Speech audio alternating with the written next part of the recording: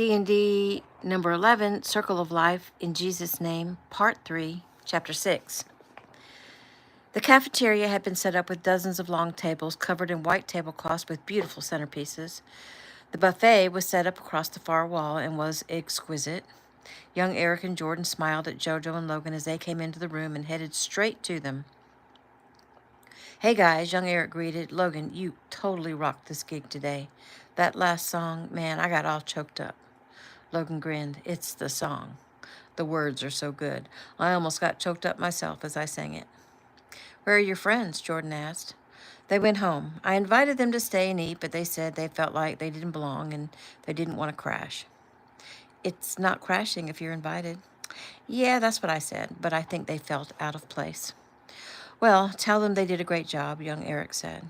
"I did, but I'll tell them you said so that will make them feel really good." Eric chuckled. "Right. Let's grab some food." They turned and headed toward the buffet tables. "Hey, wait," they heard and turned back around. Gabe and Taylor and Alec and Desi approached, and the 8 young people greeted each other. They went together to the buffet tables and came back to sit at the table right next to the one where their parents and grandparents sat. Shelley, Luciana, and Melody were busy placing children in their seats, while Bree and Breeze were placing plates of food in front of the kids. It was obvious that Nate was giving Melody a hard time, trying to get away as she tried to put him in his seat. Logan had been watching and jumped up quickly when little Nate succeeded in his effort to break free. He scooped up the escaped child and carried him back to his seat and set him in it. "I want to go see Eric," he argued loudly. "Eric will come to see you. Now you have a seat and obey what Melody says. You got it?" Nate pouted. "Yes, sir." "Thank you, Logan," Melody said softly. "You're welcome. You have any more problems with this one, you just let me know. And I'll let Eric know, and he will be very disappointed." Melody smiled. "Uh-oh, did you hear that, Nate? You'd better do what I say." Nate frowned, and Logan knelt down to speak to him. "Remember what your father talked about? How do we treat your mom and your aunts and your sister?" "We are nice to them." "Okay, well, we're going to have to work on that answer, but for now, yeah, that's right. And how do you think you should treat Miss Melody?" "I should be nice to her, to say the least. And you should obey her. Now look at all this yummy food. Eat up and get big and strong." He rose and smiled at Melody. "Are you going to eat?" "Yes, in a minute." "You want to come join us at the next table?" "Oh, no, I'm here to help Miss Shelley with the children, but thanks. I do appreciate the invite." Logan nodded. "I understand. I'm heartbroken, but I understand," he joked. "Maybe another time." "Maybe." He turned and went back to his table, took his seat, and picked up his fork. He looked around at everyone staring at him. "What?" "I think you have an eye on pretty Miss Melody," young Eric said. Logan smiled and didn't deny it. Jojo smiled. His brother just met her Wednesday at dinner at the Grands, and he could tell immediately that he was interested. Logan took a bite of his food and looked over at the girl. She wasn't a blonde, but her hair wasn't brown either, maybe a dark blonde or very light brown. Her skin was olive-colored, and her eyes were large and bright and beautiful, maybe hazel. Her lashes were dark and long, her smile about as sweet as a smile could be, her face a perfect oval, her body smoking. "She's really cute," Taylor suddenly said. Logan turned his attention away from Melody and looked at Taylor to make sure they were still talking about Melody. "She's not cute. She's gorgeous," he argued. Taylor smiled. "I agree." Jojo grinned and young Eric smiled. "Are you going to ask her out?" Jordan asked. Logan nodded. "Eventually. I don't want to scare her away." The guys laughed. "What?" "Grandma finally found someone perfect to help her with the kiddos, and if she quits because she was getting hit on by her employer's grandson, that wouldn't be good." This is a Alexa, reminder. stop. "So, okay, let's see. What? Grandma finally found someone perfect to help her with the kiddos, and if she quits because she was getting hit on by her employer's grandson, that wouldn't be good." "So don't hit on her. Just ask her out," Taylor said. "Right," Jordan agreed. "So Jojo," young Eric said, effectively changing the subject, How has practice been? Did you lose your spot by missing practice? Nope, Coach understood, but I worked really hard at practice the past few days to make sure he knew I was okay. I'm sorry about the game last week. Jojo shrugged. It is what it is. I messed up. I couldn't concentrate. I couldn't focus. All I could think about was you, what you were going through. Would I ever see you again? Were you in pain? That's why I'm apologizing. Right, so stop getting kidnapped and I'll be okay. Got it? Eric nodded. Got it. I guess I should be asking you how you're doing. I mean, how are you recovering? And I'm not talking about physically. Young Eric sighed. Well, each day I'm getting a little better. The nightmares are diminishing. He grinned and held his hands out. My hands only shake now every once in a while. Logan and Jojo glanced at each other. They understood that he was making light of it, but still suffering.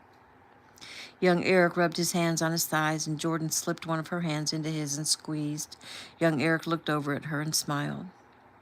So what is the major problem? Jojo asked. It's hard to say. I mean, taking a life is hard, but I'm not really sorry, so it's like a mixture of emotions. He looked at Gabe. You know what I'm talking about, right? Gabe's lips pressed tightly together. Well, I had it a little easier. The guys I shot, it was at a distance. You had an up-close and personal battle with all 5 guys. Much harder to do and much harder to make the images and feelings go away. Eric nodded. Yep. But still, it's getting better. Don't feel guilty, Jojo said softly. I don't. I mean, I don't think I do. Like I said, it's a mix of emotions. Even when you know it was something you had to do, it's still a hard thing, Logan said softly. But it does go away eventually. Young Eric and Jojo both nodded at Logan's words. He knew firsthand what young Eric and Gabe were feeling. Jordan looked the boys over. Eric, Gabe, Logan, and Jojo. 3 of the 4 guys had been forced to take a life. They were indeed warriors, as Grandmaster Kino was always saying. Her eyes went to Alec. He was a newcomer to the group and hadn't said much, but she had a feeling he too was a force to be reckoned with. Young Eric squeezed her hand. So, Jordan, Jojo's game tomorrow against Callie is an early one. Will you come with me? She smiled, relieved that he'd asked her. She'd wondered if he would. Well, yes, of course.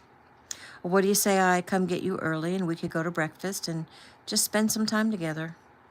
I would love that, Jordan said. Young Eric looked over at Logan with a grin. And that's how it's done, brother. Logan snorted. I'll keep that in mind. He glanced over at Alec and Desi. So, you guys, what did you think about the memorial service?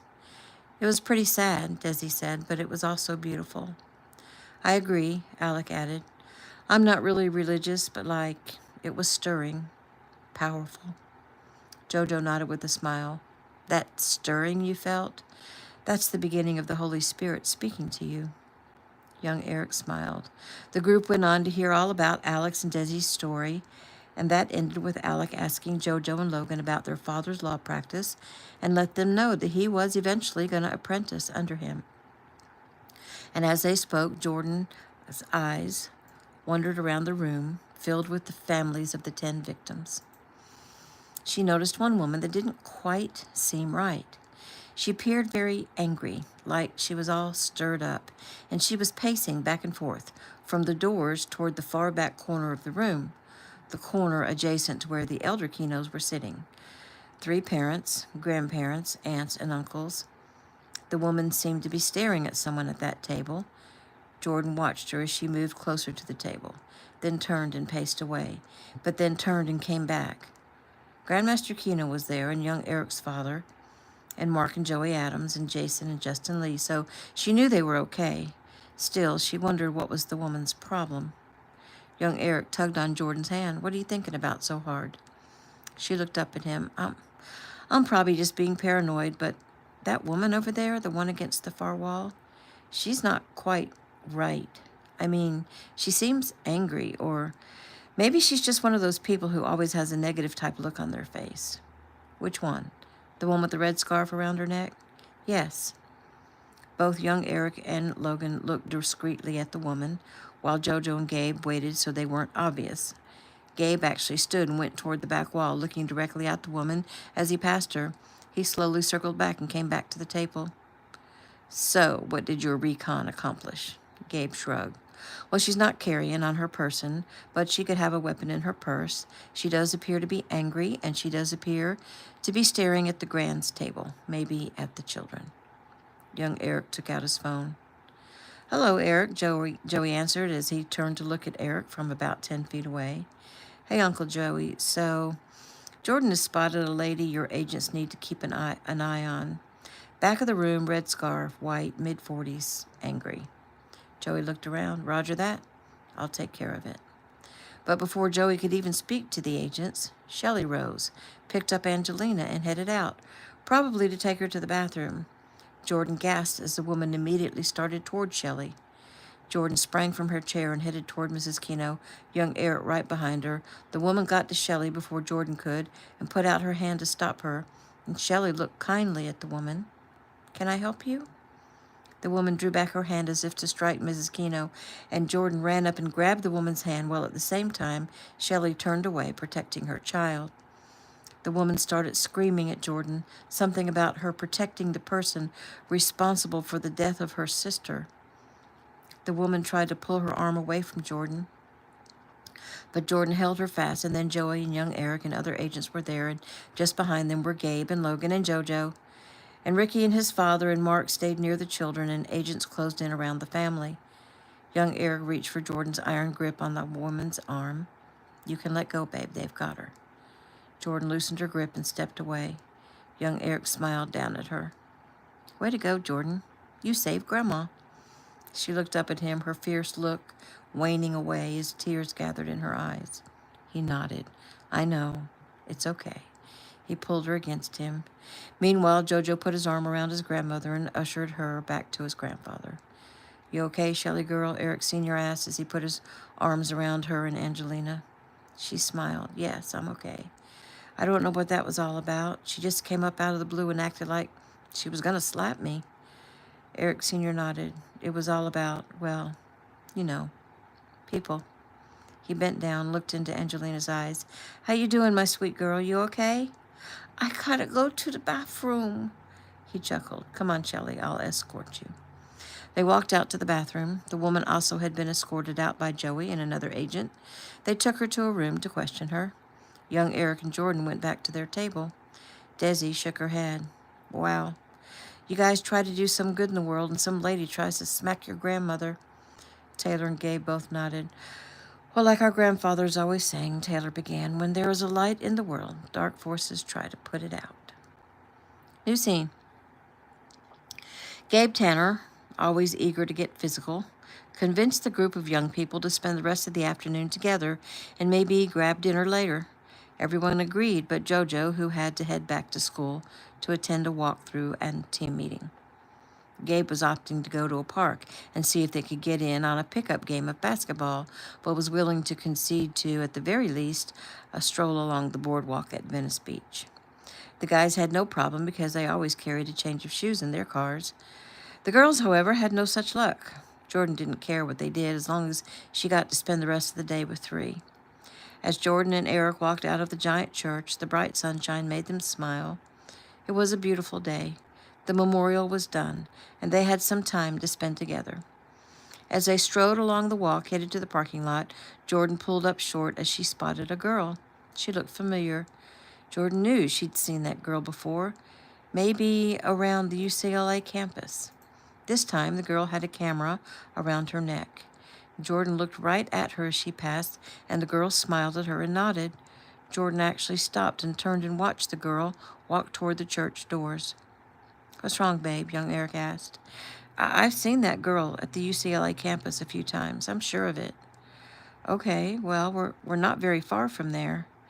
Yeah, but aren't you the one who told me that there are no such things as coincidences? Don't you think it's weird that I've seen her in the parking area of my apartment building, and also right here where your family is having a memorial? Eric nodded. It is weird. Let's stay alert. She had a camera. She could be paparazzi. Paparazzo. Oh, She looked up at 3. I guess you're used to that. Well, not me so much, but my parents definitely. Don't worry, 3. It'll be you soon. He grinned. I'm not worried a bit. Worrying is a useless concept. They arrived at Venice Beach, and the 7 of them strolled along. But when Gabe spotted the famous must-hoop basketball courts, he had to get in on it.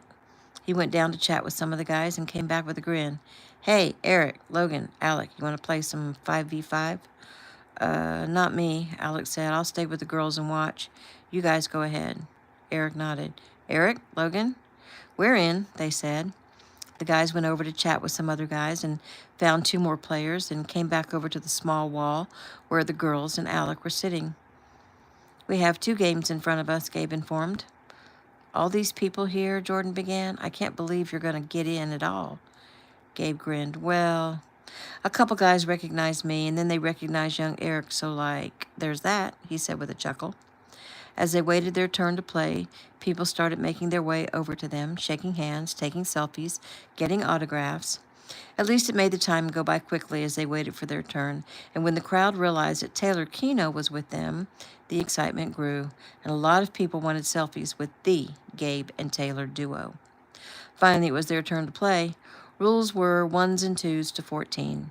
They lucked out to have a couple of real hoopers play with them on their team, and they won 4 games before they lost. It was a good thing because Desi was tired and they needed to get her somewhere comfortable. There was a lot of autographs and handshaking and selfies before they could take their leave, but they finally did. They walked along the beach for a little while, chatting about life and getting to know Alec and Desi a little better. It was a great day. They decided to head out to dinner at a local steakhouse that happened to have the same name as Gabe's girl, Taylor's Steakhouse. They were warmly welcomed by the establishment. The dinner was delightful, the company was delightful, but the evening had to come to an end since they all had to get an early start in the morning. Gabe and Taylor and Alec and Desi headed back to the South Keno estate. Logan headed to his home near Huntington Beach. Young Eric followed Jordan home to her apartment and accompanied her inside since both roommates were out partying. Jordan immediately went to change clothes and get comfortable. She came out in some sweatpants and a t-shirt and barefoot, and Eric smiled at her. He truly loved this no-nonsense, take-me-like-I-am girl, and to him, she looked beautiful. The sweats were gray. The shirt was a faded Hard Rock t-shirt. She sat down next to him on the sofa. Feel better? He asked. She sighed. Much. She snuggled up under his arm. This feels so good. Yes, it does. She turned to him. So, you have to be back to normal. You seem to be back to normal. Is that right, or are you still needing me to focus on my own life? He chuckled. I'm sorry I said those words to you. In answer to your question, I'm feeling pretty good. So I'm cautiously optimistic that I'm back to normal. Time to move forward, get back to work, win this challenge. Jordan nodded. You will. I just know it. He smiled. What time are you coming to get me in the morning? Does 9 o'clock sound good? Sure, I'm surprised it won't be earlier than that. Well, I have to meet with Dad downstairs in the weight room in the morning to max out and see how much strength I've lost. Do you feel like you've lost strength? Actually, no, I feel pretty strong. Like I said, back to normal. She smiled up at him. Good. Then I'll see you at 9. Good. Don't forget to wear your jersey. She chuckled. I won't. He used his thumb to tilt her chin up so he could look into her eyes. Jordan, I love you, baby. I love you too. I have loved having this day with you. Me too, she said softly. You mean everything to me, and I'm so grateful that God brought us together. I feel the same way. Good, he murmured as he lowered his head and kissed her. When he pulled away and raised his head, she protested with a little whimper. Stay with me, she whispered. Oh, how I want to, but I have to get up early enough as it is, and I really should get some rest tonight. I understand. How about just 10 more minutes? He smiled. I can do 10 minutes. He pushed her down onto her back and looked into her eyes and softly kissed every inch of her face before he took her mouth again. 10 minutes later, he stood at her front door. Get some sleep. I'll see you at 9. I will.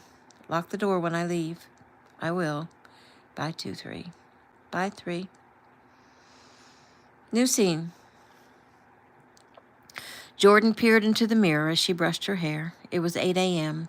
She'd had a bad night. She couldn't sleep. She tossed and turned. Colton had come in at midnight, and that had wakened Jordan. She'd finally fallen asleep, it seemed, just before Jackie came in at 3 in the morning and woke everyone. Jordan had gone out into the living room to make sure she was okay and had to help her get undressed and into bed. Then she'd gone back to bed and slept for about 30 minutes and woke again. It was going to be a hard day, as tired as she was, and she decided that even though 3 said it was bad for her, she was going to run over to that coffee shop and get one of those delicious sweet mocha coffees with extra espresso. She started to leave, but decided to change shirts first. One really shouldn't wear a USC Trojan jersey when on the UCLA campus. She changed quickly and drove the mile down the street to the coffee shop. She had plenty of time to get the coffee and down it before 3 arrived to pick her up at 9. The shop was much busier than she expected. Then again, it was a Saturday morning. She waited in line and finally ordered her new favorite drink. When it was ready, they called her name at the other end of the counter, and she moved forward. Jordan? She turned at the voice calling her name. Mason Cole. Oh, hello, Mason. Jordan, I heard them call your name and came to see if it really was you, and it is. How fortuitous. Jordan shook her head and sighed. So, I see you're alone again. Not for long. Mason, you're just going to have to stop all this. Well, do you really have a boyfriend, or do you just say that to keep the boys away? She gave a soft laugh. No, I really have a boyfriend. Will you not even consider that there might be a guy better for you, that one that doesn't leave you alone all the time? No, I won't consider anyone else, and he doesn't leave me alone. He took her hand and got down on one knee. Please, Jordan, just say you'll have dinner with me. Don't leave me hanging. This attracted the attention of the people in the shop. Jordan looked around at the sudden quiet and realized they thought it was a proposal. She tried to pull her hand from his, but he wouldn't let go. Mason, stop this. Let go of my hand. New scene. Young Eric smiled in anticipation as he drove. He'd been able to get away earlier than he thought, and he was going to surprise Jordan. He was only a mile from her apartment when he looked off to his left and saw her car parked in front of the coffee shop. He swung in and pulled in next to her car.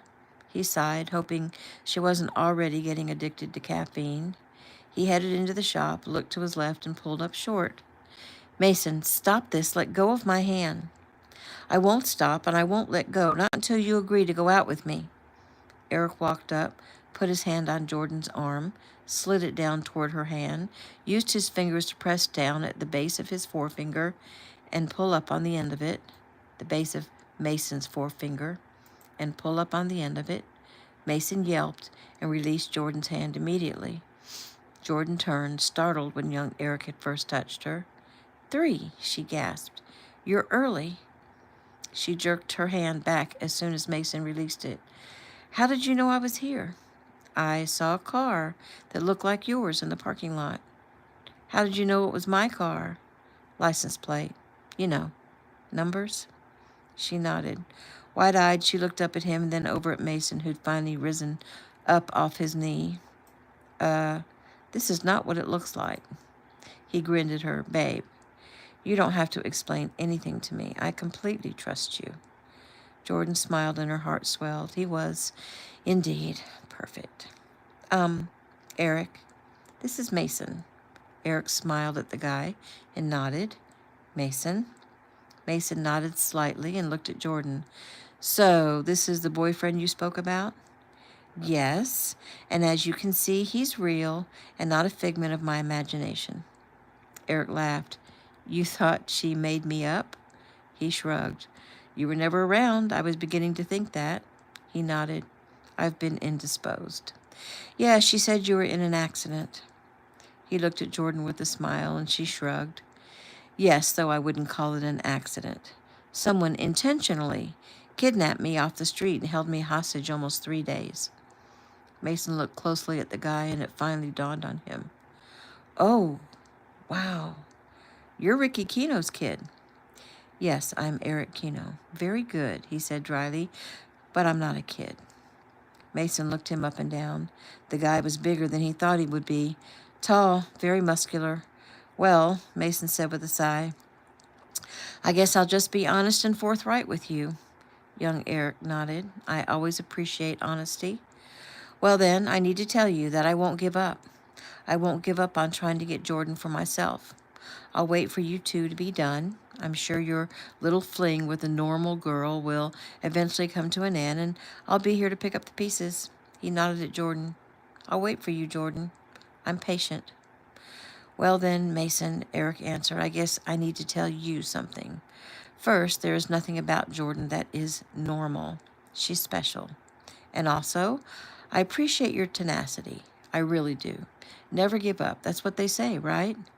But they also say that there's a time when you should cut your losses and bail. And that's where you're at right now.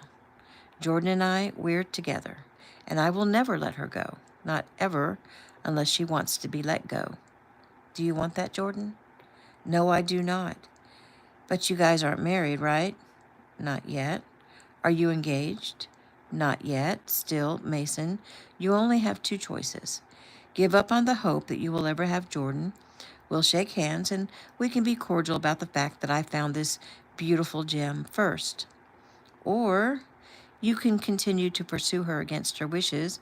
Don't shake my hand and consider me your foe. And that doesn't bode well for you. That sounds like a threat, Mason said. Oh, absolutely. It absolutely is. Jordan giggled. Eric turned and smiled at her. I'm guessing you were picking up some coffee? She nodded. Yes, I had a rough night. Do you still want the coffee? She shook her head. Actually, no. I've lost my taste for it. He nodded. I'll stop somewhere and get you something good for energy. They turned to look at Mason. Well, we have a big day planned, so we're going to head on out. You take care, Eric said, making it sound more like a warning than well wishes. They turned to see several people with their phones held up videoing and taking pictures, and Eric nodded and smiled. Hey, Eric, one guy called out. Eric looked in the direction of the voice and smiled. Yep. You know you're wearing an ugly shirt. Eric grinned. Only in the eyes of some. That was a tough loss last week. Yep, Jojo is my brother, and he was worried about me. But he's back to normal today, and in 3 weeks, when he plays you guys, he'll be better than ever. So you pull for USC? I pull for my brother. But I also pull for UCLA because I have another brother and my girlfriend who both go to school here. The people in the shop all nodded. That's cool, the guy said. Hey, Eric, another guy called. Are you still going to fight in the challenge? I mean, after everything that's happened? He nodded. Yes, I am. Well, good luck, dude. Yeah, good luck, others said. Thanks, everyone, Eric said with a grin.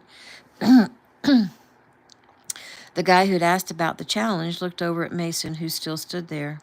I wouldn't cross this guy if I were you. Mason frowned. Can I get your autograph? A girl asked, holding up a marker and pointing at the shoulder of her shirt. Eric nodded and signed her shirt, and then they were inundated. It took them another 15 minutes before they were able to get out of the shop. Jordan looked around as they left and realized that Mason had taken his leave. Eric followed Jordan to her apartment and went inside with her. Colton was awake. Jackie was not. He chatted with Colton until Jordan finished getting ready, including putting her Trojan shirt back on. When Jordan came back into the room, Eric rose. Oh, one more thing, Colton said. I just wanted to thank you for the tickets for the Boots on the Ground concert. I love me some country music. Eric smiled. Just the way you said that makes me understand why. She laughed. Anyway, you and Jordan are going to double with me, right? That was the plan. Good, 'cause I have a date, and I let it slip that you guys were going to join us, and he seemed pretty excited about getting to meet you. Young Eric's lips pressed tightly together. He nodded. We'll be there, but I hope your date wants to be there for you and not for me. She nodded. I hope so, too. He agreed to the date before he knew you were coming, so maybe it'll be okay. Good. And since the concert isn't until next month, he asked me to have dinner with him next week. Eric nodded and smiled. Really good. He held his hand out toward Jordan. Are you ready? Ready, she said. She ran over and hugged Colton. Go Trojans, Colton said with very little enthusiasm. So that means she probably said it. Go Trojans, Colton said with very little enthusiasm. Jordan laughed. They got as far as the car before Eric took her in his arms and kissed her. He brushed his hand over her face. I love you, Jordan. Promise me you won't leave me for Marvin. Mason, Jordan corrected. He smiled. Whatever. I promise, and thank you, 3, for trusting that I wouldn't have anything to do with any other guy. He smiled and opened her door for her. If I didn't trust you, our relationship wouldn't be as strong as it is, so of course I trust you. They headed out to go to breakfast, but when Jordan yawned, Eric remembered his promise and pulled into a gas station and headed into the store. The place was busy, and he had waited in line to buy her instead, an all-natural morning smoothie energy drink. As he waited, the scandal mags in front of the counter caught his eye, and he froze. He heaved a heavy sigh, moved forward and grabbed the paper. Looking closely at the pics and headline, he shook his head. Finally, he laid the paper and the smoothie on the counter, paid, and hurried out. He climbed into the car and glanced at Jordan. He hated to ruin her day, but he thought she should know. She smiled at him. What's wrong? Okay, so you know how our family is used to things being written or reported about us, right? Yes. So don't let this bother you, okay? Her brow furrowed. Okay. He started to hand her the magazine, but held on to it a moment. Really, this is just evidence that you are now officially one of us. Good grief, now I'm scared to look at it. Is it about me? He handed her the magazine. The headline read, Eric Keno's girlfriend, more than a professional relationship with her bodyguard. And he's not the only one. Jordan gasped. Her eyes immediately filled. She could barely focus on the pictures. The largest one was one of her hugging Agent Trout and kissing him on the cheek. But there was more. There was one taken through the window of the coffee shop of her and Mason having coffee together, and another one of Logan hugging her by her car, and another one of Mason holding her hand outside the sports complex, and another one of her and Eric outside her apartment. She read every lying word in the article through tears as Eric sat beside her, being very quiet and very calm. Finally, she finished and looked up at Eric. They think I'm having multiple affairs, one of them with Logan. He nodded. Well, they don't think that. They just make stuff up to go with the pictures. That's just what they do. She shook her head. But how? How did they get those pictures? Remember that girl you pointed out to me just yesterday? It was probably her. You said you saw her outside the apartment, right? She nodded. So that means that people know where I live. Yes. I can't stand this. Sure you can. Don't let this little thing get to you, Jordan. It's always going to be part of our lives. It's been part of mine as long as I can remember, and I deal with it. It doesn't change who I am, and it doesn't change what I do. I don't pay them much attention. The only time we Kenos have anything to do with the media is when we can use them to help others. We don't put any credence in what they have to say, especially in these types of mags where they print ridiculous stories. Don't let it bother you, baby. Please. Easy for you to say. You're not the one being accused of having affairs with 4 different guys. He shrugged. No, but earlier this year they said I flunked out of college. Really? Yes, and I admit it hurt for a minute. But really, who cares? Jordan, I love you. And I don't want this kind of thing to scare you away from me. So please, you've been really cool about accepting the good part that comes with being with a family in the limelight. Will you roll with the punches? She sighed. Well, the alternative would be what? To separate myself from you? Well, that would kill me. So I guess I'll take it in stride. He nodded with a smile. Oh, thank goodness, because I can't stand the thought of losing you and then having to tell that Mason guy that he wins. Jordan laughed. No, if I don't get to have you, I don't want anyone, because you have ruined me for anyone else. And you have ruined me, so you know what that means. What? We're stuck with each other. She smiled, but then frowned. 3. Will you hold me a minute? Just for a minute, and let me get rid of this bad feeling in the pit of my stomach. Eric leaned across the console and hugged her. He held her close and whispered in her ear, "This will all go away. The public is fickle. The media will find another interesting person. None of this matters. What matters is you and me and the fact that I am in love with you, Jordan, absolutely and completely." She sighed. Eric started the car and they went to breakfast. He'd chosen a small diner on the corner of a small side street, another hole-in-the-wall place run by a set of twin sisters called Two Sisters. Jordan got the idea that these people were one of the restaurants Eric's dad had launched into business. The diner only served breakfast and lunch. The atmosphere was bright and sunny, and the food was delicious. Nothing gourmet or special, just regular, all-natural, homemade breakfast foods that one might make at home, only they didn't want to cook it themselves. The food did a lot to make Jordan feel better, but it was the owners themselves who helped the most. "Oh, young Eric, we're so happy to see you. It's been a while. And here you brought us your girlfriend. That is wonderful. We're so happy that you've brought her in to meet us." "That's right," the second sister chimed in. "That means this is really serious." Jordan smiled.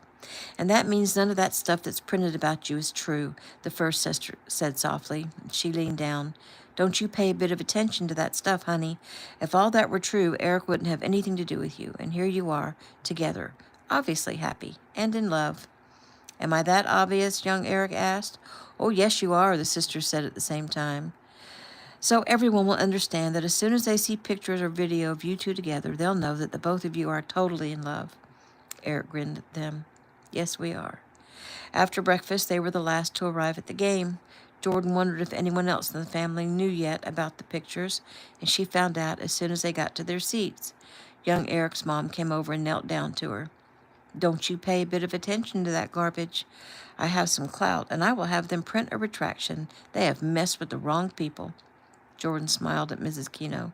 She'd never seen this fierce side of her. It was quite attractive.